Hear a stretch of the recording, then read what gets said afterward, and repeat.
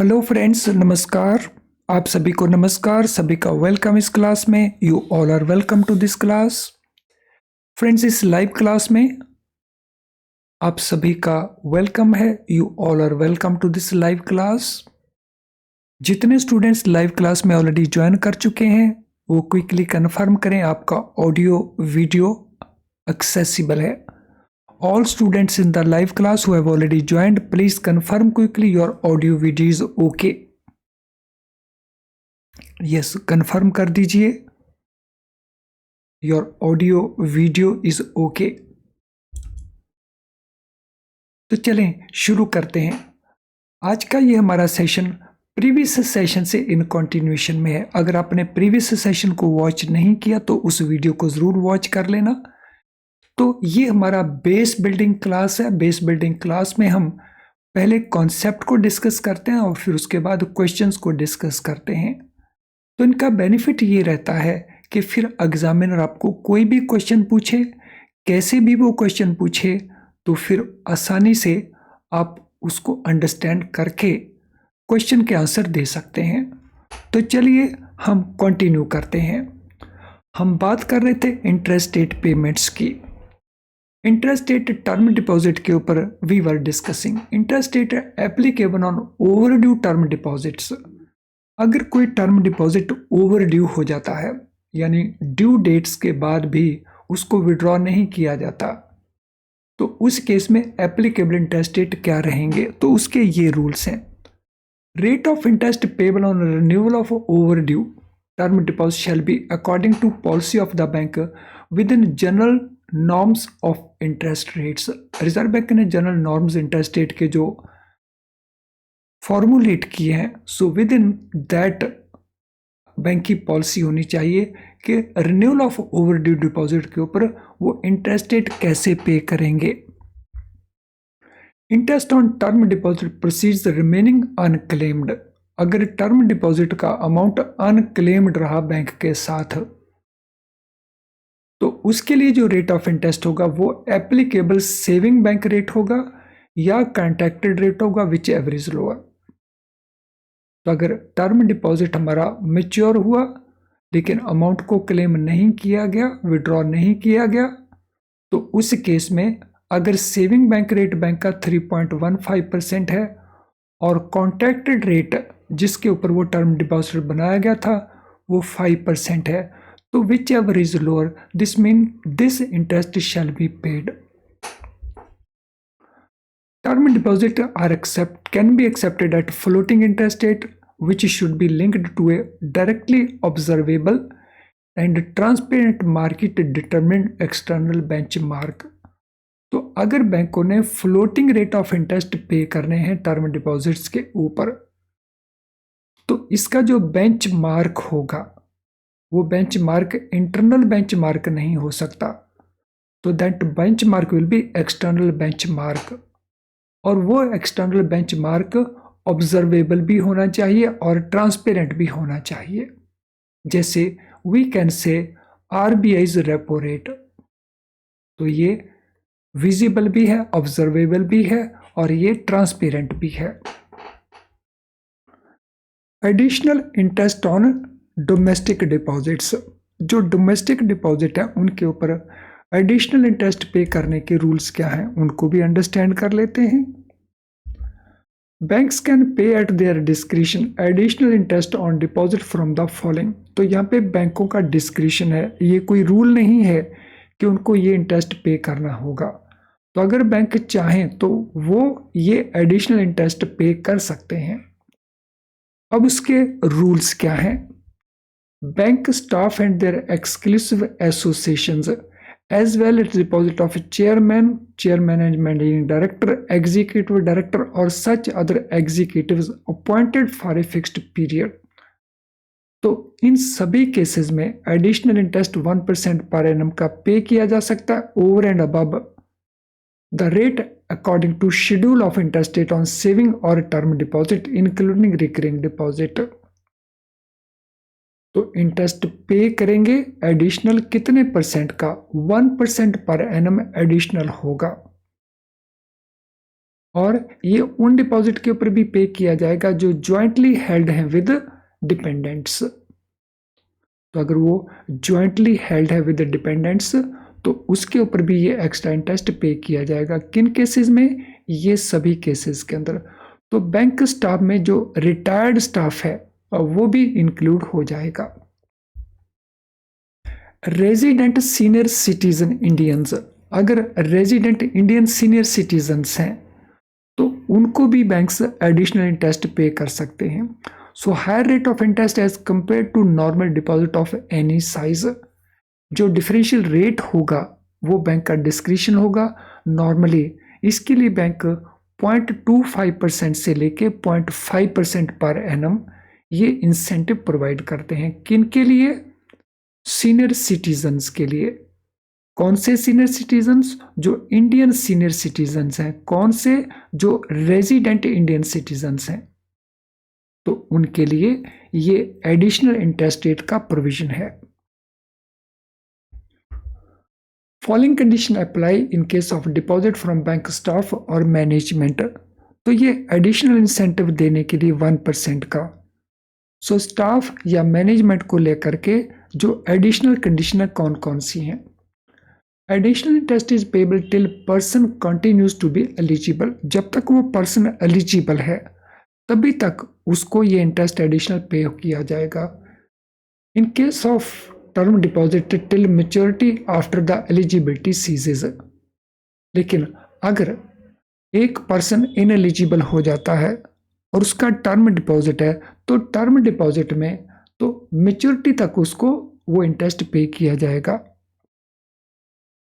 For employees on deputation from a bank to another bank, both banks may allow additional interest on accounts opened with each during the period of deputation. तो अगर किसी employ को deputation के ऊपर भेजा जाता है, एक बैंक दूसरे बैंक में डेपुटेशन के ऊपर भेजता है। For example sponsor bank RRBs में अपने स्टाफ को डिप्यूट करते हैं। सो इस केस में बोथ द बैंक्स में allow additional interest on accounts opened with each during period of deputation. So deputation period के दौरान दोनों ही बैंक एडिशनल इंटरेस्ट अलाउ कर सकते हैं। For person taken on deputation for a fixed tenure और on a contract for a fixed tenure, the benefit will cease to accrue on expiry of term of the deputation और contract as the case में B. सो अगर उन लोगों को deputation के ऊपर एक फिक्स्ड पीरियड के लिए दिया जाता है या there is a contract of a fixed period, तो उस फिक्स्ड पीरियड के लिए ही वो एक्स्ट्रा इंटरेस्ट पे किया जा सकता है। Bank employees federations in which bank employees are not direct members shall not be eligible for additional interest. अगर बैंक एम्प्लॉइज की फेडरेशंस हैं लेकिन बैंक के एम्प्लॉय सीधे तौर के ऊपर उनमें मेंबर्स नहीं हैं तो उन केस में एडिशनल इंटरेस्ट की एलिजिबिलिटी नहीं बनती है। For following deposit a declaration to be taken from the depositor that money is deposited that may be deposited into such account belong to the depositor. तो ये डिक्लेरेशन लेना है deposit accept करते समय कि जो मनी है डिपॉजिट किया गया है या डिपॉजिट किया जाएगा वो डिपॉजिटर को रिलेट करता है। कहाँ कहाँ? मेंबर और retired member of bank staff either singly और जॉइंटली विद एनी मेंबर और मेंबर ऑफ हिज और हर फैमिली।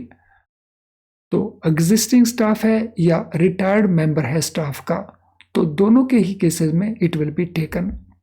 और spouse of a deceased member और a deceased retired member of bank staff.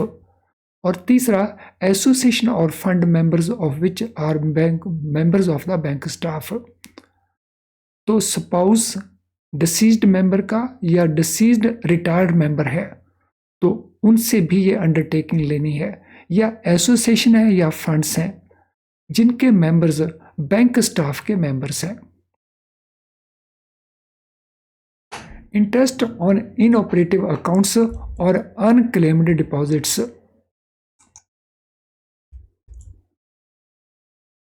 तो इन डिपॉजिट्स में इंटरेस्ट पेमेंट के rules क्या होंगे?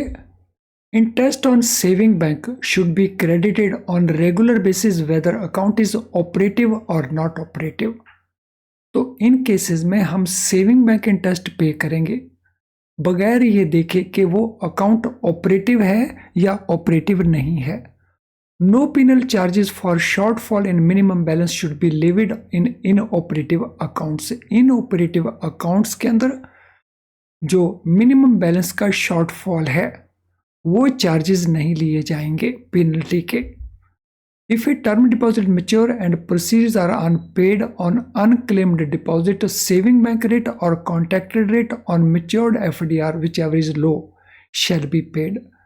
तो अगर वो टर्म डिपॉजिट है और वो मेच्योर हो जाता है लेकिन उसके प्रोसीड्स अनक्लेम्ड रहते हैं, अनपेड रहते हैं, on unclaimed amount which interest shall be paid, so interest rate will be either saving bank rate or it will be contracted rate on the matured FD whichever is lower.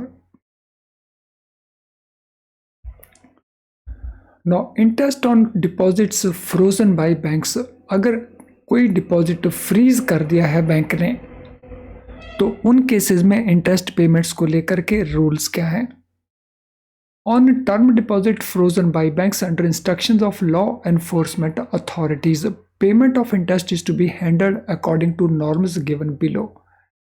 Sometime law enforcement authorities किसी amount को freeze कर देती हैं कि आपने इसका amount customer को पे नहीं करना. So on their instructions, on their directions under law, banks उस अमाउंट को फ्रीज कर देते हैं टर्म डिपॉजिट को. तो उन केसेस में रूल्स क्या हैं. For term deposit that mature during frozen status, request letter should be obtained from depositor for renewal of the deposit amount with interest for specified period. तो अगर वो फ्रोजन डिपॉजिट है तो उस डिपॉजिट के लिए रिक्वेस्ट लेटर ले लिया जाएगा कस्टमर से कि डिपॉजिट को जब रिन्यू किया जाएगा तो उसका पीरियड क्या रहेगा. If request is received within 14 days of expiry, renewal will be done with effect from date of maturity. अगर रिक्वेस्ट हमारे पास विद इन 14 days आ जाती है तो उस केस में हम from date of maturity renew कर देंगे. If request is received after 14 days, then renewal will be from date of receipt of the request. और interest for the intervening overdue period वो बैंक की अपनी पॉलिसी होगी, उस पॉलिसी के मुताबिक पे किया जाएगा. So this amount is released along with payment of related term deposit. तो कोई भी इंटरेस्ट जो हम पे करेंगे कस्टमर को, सो जब तक डिपॉजिट फ्रीज हुआ है तो तब तक पे नहीं किया जाएगा. उसको रिलीज कब किया जाएगा, जब डिपॉजिट को अनफ्रीज कर दिया गया by the law enforcement authorities. Where customers request is not received, तो इन केसेस के अंदर अगर कस्टमर की रिक्वेस्ट रिसीव नहीं होती है तो banks will renew the deposit for a term equal to that of the original term. तो अगर कोई रिक्वेस्ट नहीं आती कि कितने पीरियड के लिए इसको रिन्यू किया जाए तो रिन्यू किया जाएगा डिपॉजिट को. और कितने पीरियड के लिए रिन्यू किया जाएगा, ओरिजिनल टर्म जो डिपॉजिट का था, फॉर एग्जांपल अगर डिपॉजिट 2 years का था तो उसको 2 years के लिए रिन्यू कर दिया जाएगा. Enforcement authority should be advised about effect of the renewal along with rate of interest on the renewed deposit. So this communication should be copied to depositor also. तो जो एनफोर्समेंट अथॉरिटी है जिसकी basis के ऊपर इसको freeze किया गया, so they will be informed about that along with the interest rate. और ये कम्युनिकेशन डिपॉजिटर को भी भेज दी जाएगी. On savings bank account frozen by enforcement authorities, bank will continue credit the interest to the account on a regular basis. तो अगर वो saving bank account है तो उसमें रेगुलरली इंटरेस्ट को क्रेडिट करते रहेंगे in spite of the fact that enforcement authorities have frozen that deposit. तो ये रहे रूल्स हमारे interest on frozen deposits. So जिन डिपॉजिट्स को फ्रीज कर दिया है बाय लॉ एनफोर्समेंट अथॉरिटीज. अब इनसे रिलेटेड कुछ क्वेश्चंस हैं तो जिनको हम डिस्कस करेंगे। इन क्वेश्चंस को डिस्कस करने से पहले मेक श्योर कि आपने इससे पहले वाले वीडियोस को वॉच किया, क्योंकि उसका कुछ कंटेंट हम यहाँ पे यूज करेंगे for the purpose of this questions also. तो चलिए क्वेश्चन को शुरू करते हैं। In a bank who should approve interest rate policy for deposit. Bank के अंदर इंटरेस्ट रेट की जो पॉलिसी है उसको कौन अप्रूव करता है?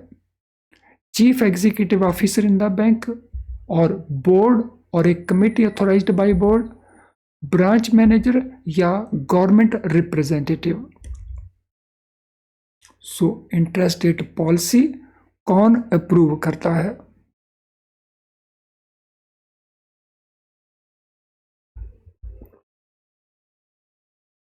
सो अगर आपने ठीक से पढ़ा है, उसको अंडरस्टैंड किया है, तो then it is not difficult at all.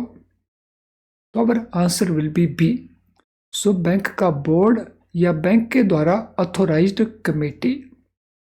So most of the time बैंकों के अंदर एसेट लायबिलिटी कमेटी जो है, एल्को इन शॉर्ट हम जिसको कहते हैं, तो वो भी इसको अप्रूव करती हैं। Rates should be uniform across all branches and for all customers. जो इंटरेस्ट रेट है सभी ब्रांचेज में सभी कस्टमर्स के लिए एक जैसे होने चाहिए। There shall be no discrimination between deposit of what amount accepted on which date at any of bank offices. तो ये दो फिल इन द ब्लैंक्स हमने करने हैं। So varying same, different, same, similar, same या identical, specific. So what should be our answer? Rates should be uniform across all branches for all customers. कोई discrimination नहीं होगा बिटवीन डिपॉजिट ऑफ। सो यहाँ पे हमने बताना है varying amount accepted on same date. इस प्रकार से हमने पिकअप करना है कि कौन से इसके अंदर करेक्ट ऑप्शंस बन रही हैं फिल इन द ब्लैंक्स के लिए।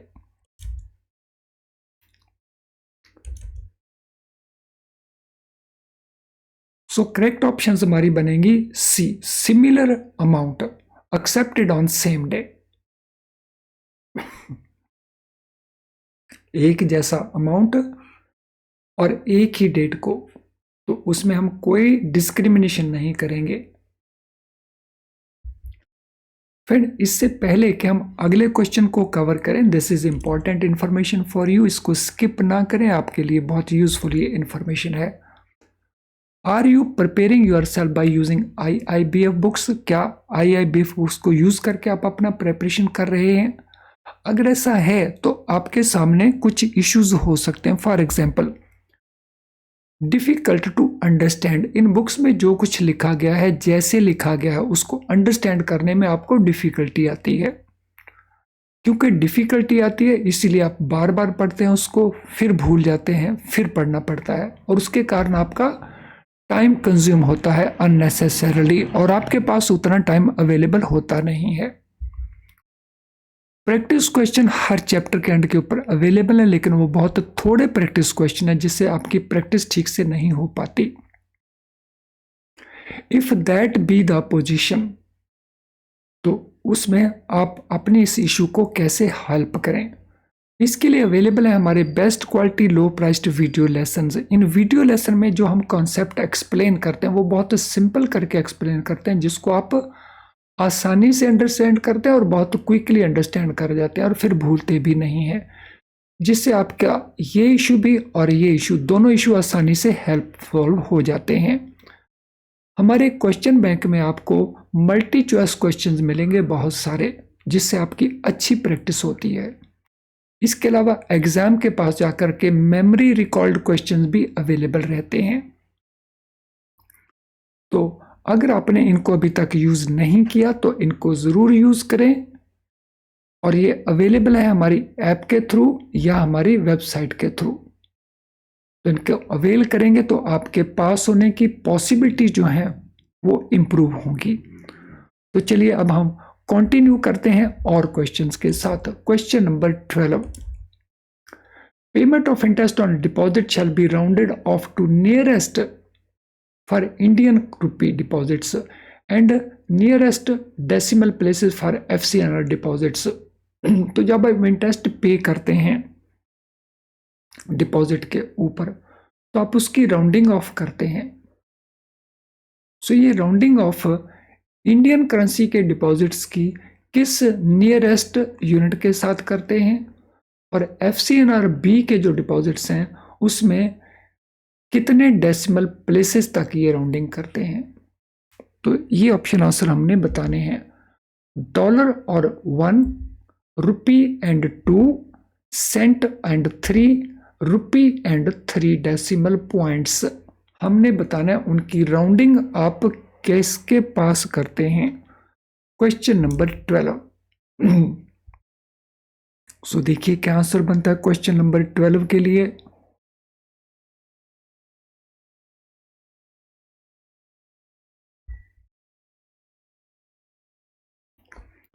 सो इंडियन रुपीस के डिपॉजिट में हम ये राउंडिंग करते हैं रुपी नियरेस्ट जो रुपी बनता है और FCNR B के केस में हम ये करते हैं 2 डेसिमल पॉइंट्स तक.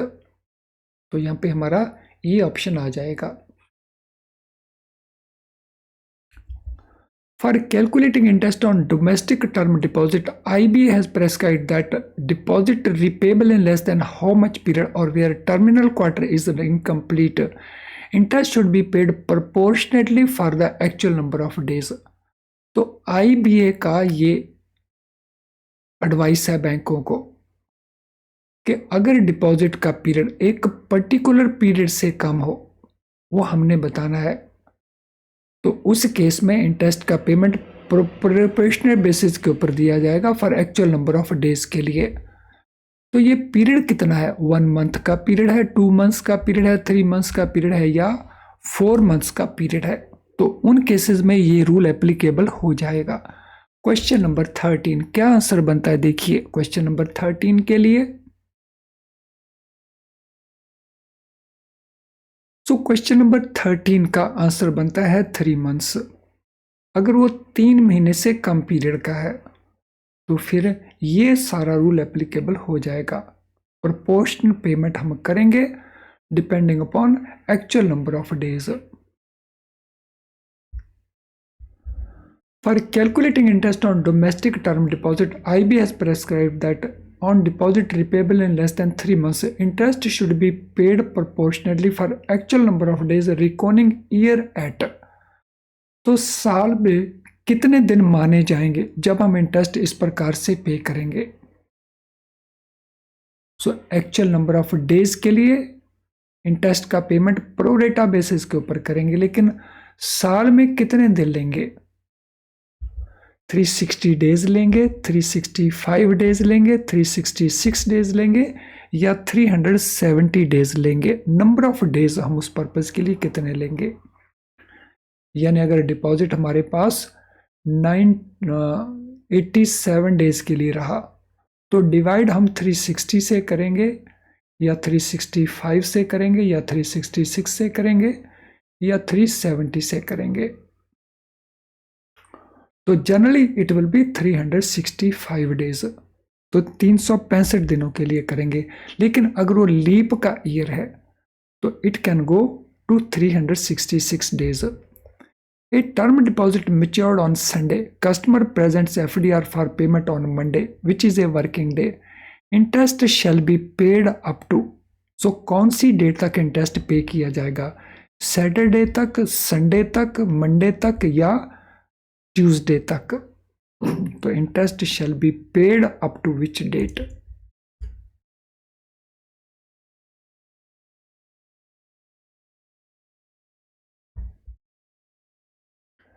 Yes, what is the answer. Sunday को डिपॉजिट मैच्योर हो रहा है, पेमेंट हम कर रहे हैं मंडे को, तो this mean interest shall be paid up to Sunday. So Sunday का इंटरेस्ट पे किया जाएगा संडे को. Because of holiday the customer could not present the FDR for payment, hence उसको कॉम्पनसेट किया जाएगा for intervening holiday.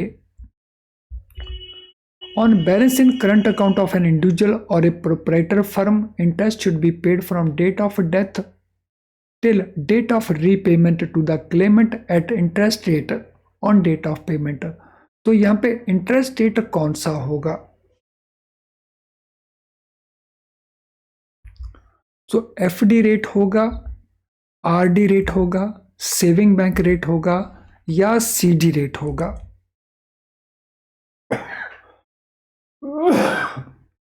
So at what interest rate this payment shall be made? So this payment shall be at saving bank rate. Who decide rate of interest on saving bank accounts? Saving bank accounts के ऊपर interest rate को कौन decide करता है?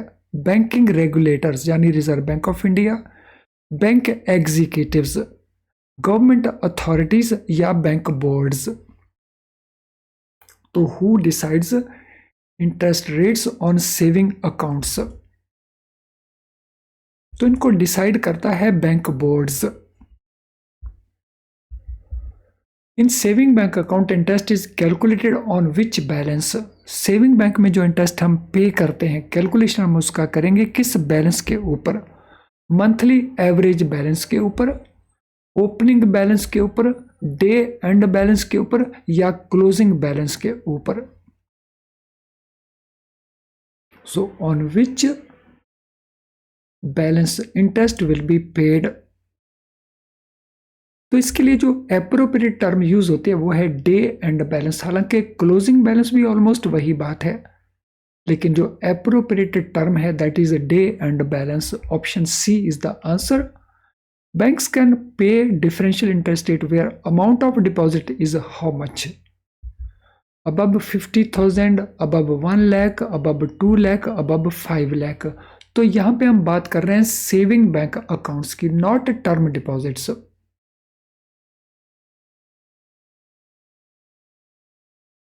So what is the answer for question number 19?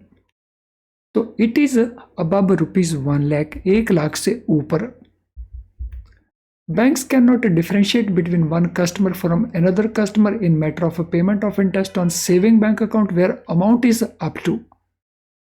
So bank distinction नहीं कर सकते, differentiate नहीं करते, यानी अलग अलग कस्टमर को अलग अलग इंटरेस्ट पे नहीं कर सकते जब अमाउंट कितने अमाउंट तक है, 50,000, 75,000, अप टू 1 लाख या up to 2 lakh. So amount कितना है जहां डिस्टिंक्शन नहीं किया जा सकता, डिफरेंशिएट नहीं किया जा सकता है, तो that amount is up to ₹1 lakh, 1 lakh रुपए तक। So this type of differentiation is not allowed. 1 lakh से ऊपर it is permitted. 3 months term deposit interest rate is 3.5%। On year deposit rate is 4.5%। 1 year deposit के लिए 4.5% है। Deposit maturity cancelled after 3 months। Rate of interest payable, तो term deposit 3 महीने का है, 3 months term deposit का रेट हमारे पास 3.5% का है। 1 ईयर रेट 4.5% है। Deposit pre maturely cancelled after 3 months, तो रेट ऑफ इंटरेस्ट पेबल कितना होगा? 4% होगा, 3.5% होगा, 4.5% होगा या 3% होगा? सो 3 महीने का टर्म डिपॉजिट रेट बैंक का है 3.5%। 1 ईयर डिपॉजिट रेट है 4.5%। डिपॉजिट को प्री मेच्योरली कैंसिल किया जाता है after 3 months। Rate of interest payable क्या होगा? So rate of interest payable होगा 3.5%। तो हम ये रेट को यूज करेंगे, उसको 3 महीने के बाद कैंसिल किया जाता है। तो फ्रेंड्स, आज के सेशन से रिलेटेड अगर आपका कोई भी क्वेश्चन हो तो इस वीडियो के कमेंट बॉक्स में आप अपने क्वेश्चन को टाइप कर सकते हैं, वहां से हम सूटेबली आपको आंसर कर देंगे। अगर आपकी कोई जनरल क्वेरी है तो ये हमारा ईमेल आईडी है, तो यहाँ पे आप हमें मेल कर सकते हैं, तो उसको भी हम सूटेबली आंसर करेंगे ताकि आपकी हेल्प हो सके। आज का सेशन अगर आपको यूजफुल नहीं लगा तो इस वीडियो को डिसलाइक ज़रूर करके जाएं। लेकिन अगर वो सेशन आपको यूजफुल लगा, आपने इसमें कई इंपॉर्टेंट बातें लर्न की, तो फिर उस केस में इसे लाइक ज़रूर करें। सो लाइक करने में संकोच ना करें, क्योंकि आपके लाइक के बेसिस के ऊपर यूट्यूब इस वीडियो को और बहुत सारे स्टूडेंट्स को दिखाने की कोशिश करता है, तो और बहुत सारे स्टूडेंट की हेल्प हो जाती है आपके लाइक के बेसिस के ऊपर। इसका लिंक आप अपने फ्रेंड्स के साथ शेयर कर सकते हो, कोलीग्स के साथ शेयर कर सकते हो, आपके किसी भी सोशल मीडिया अकाउंट के थ्रू।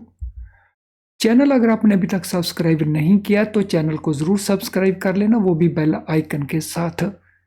चैनल अगर आपने सब्सक्राइब किया है लेकिन बेल आइकन पुश नहीं किया तो बेल आइकन को ज़रूर पुश करें, ताकि हमारे सारे नोटिफिकेशन आपको ऑन टाइम मिलें और आप किसी भी क्लास को मिस ना करें।